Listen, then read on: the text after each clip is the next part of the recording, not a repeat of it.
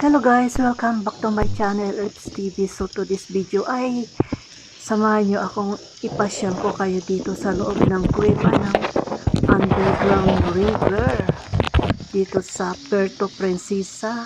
So from Puerto Princesa ay magbibiyahe ka ng 2 oras hanggang sa Sabang Island, and doon naman ay from Sabang hanggang dito sa cave ay magsasakay ka ng motorboat hanggang dyan sa cave. Mga 10 minutes lang naman ang layo.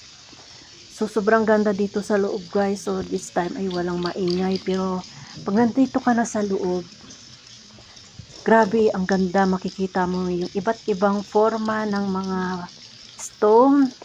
At yan nga guys, yung maingay ay mga paniki yan. Sobrang dami ng paniki sa loob. So bawal kang sumigaw. At hindi ko alam kung gaano kalalim itong tubig dito. Pero ayan oh, korte siyang ano. May mga korte-korte yan. So 1 kilometer lang nga pala ang allowed dyan na pasukin. Pero hanggang 7 kilometer daw yan guys. Kaya lang sa sobrang dami ng taong pupunta dito araw-araw, kaya hanggang 1 kilometer lang. So salubungan ang mga bangka na yan. Ay ang mga ilaw na yan guys, mga bangka din yan nakasalubong, nagaling na doon sa 1 kilometer. Pagdating mo ng 1 kilometer, may makikita ka doon parang kastil sa loob. So hindi na nga napakita dito. Parang kastilyo siya sa taas, nakaporma. Ayan o, tingnan nyo guys yung mga paniki. Diba ang dami, nagiliparan. Sobrang ano siya, nakakatakot na, nakaka-amaze sa loob. So ayan yung forma niya sa loob guys, parang simbahan na iba't ibang ano, puti yung mga parang kristal na tubig na nabuo. Ayan yung makikita nyo yan, parang tubig yan siya na nabuo, na nagpo-forma ng iba't ibang forma. May mga vegetable na forma, may mga Jesus na forma. Ayan guys, oh yan, mga ilaw na yan guys, mga bangka yan sa loob. So maliliit lang naman yung bangka. Yung naman ng isang bangka is allowed ang 6 na tao. Kasi pang-7 yung nagdadala ng bangka, nagsasagwan, yung tourist guide.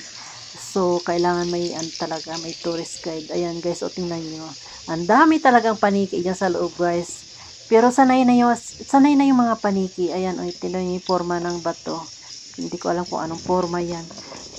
Sanay na yung mga paniki dyan guys sa mga tao, kasi araw-araw nga may pumapasok dyan, walang palya. So ang allowed dyan ay alas 8 ng umaga hanggang alas 5 ng hapon lang. So sa isang araw 1,000 person lang ang allowed na nilang makaano dyan. Kaya bago kami nakapasok dyan guys, so pang-4 na araw na naming stay dyan sa lugar na yan bago kami nakakuha ng slot para makapasok dyan sa underground river Puerto Princesa sa Sabang. So ayan guys, nakaka-amaze yung ano dyan. So noon ano pa yan, mura pa lang, 1,000 pa lang ang entrance. So ngayon mahal na ata, nasa 2,000 na. So tingnan nyo guys yung ano, yung forma ng mga bato dyan sa loob. O tingnan nyo, ayan.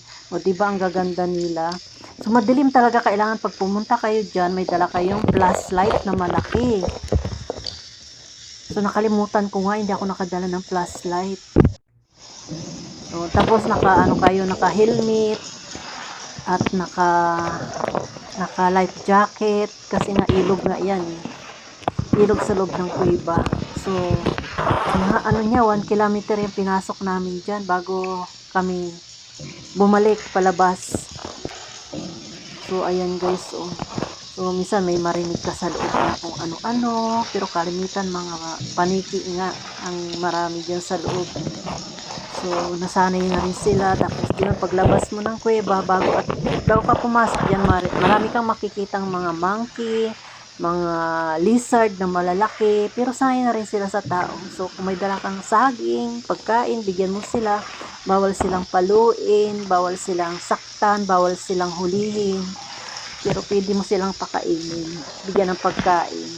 So sanay na rin yung mga hayop din sa mga tao, dahil sa araw-araw nga Ang daming pumapasok dyan, hindi lang mga Pilipino, karamihan galing ibang bansa. So, ayan nga, ang underground river ay napasama sa 7 Wonder Island of the whole world, diba?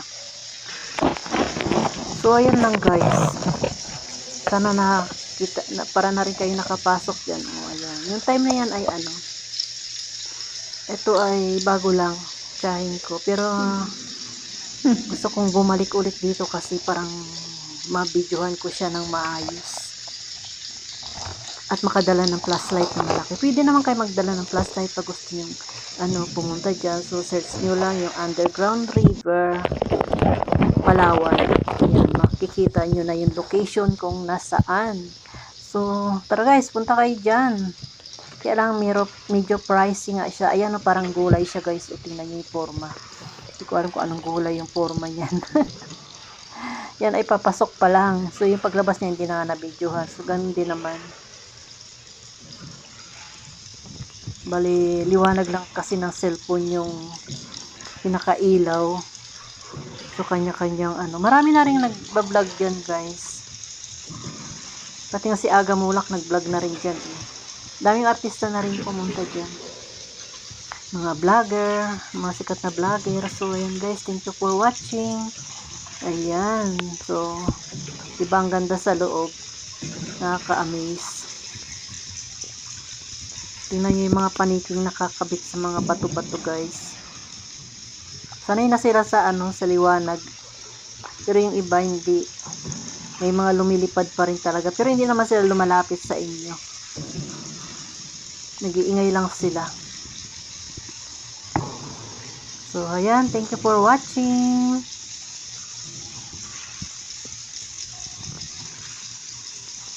O, diba guys, ang ganda ng loob. Iba-ibang forma.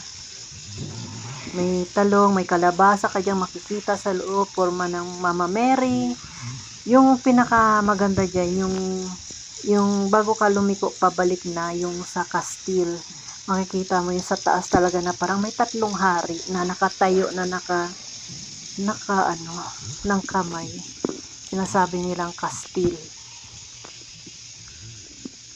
Yung parang may 3 kings na na forma siya sa taas. Tapos hanggang doon na lang siya dahil hindi na nga pwedeng tumuloy. Hanggang 1 kilometer lang talaga siya guys. So,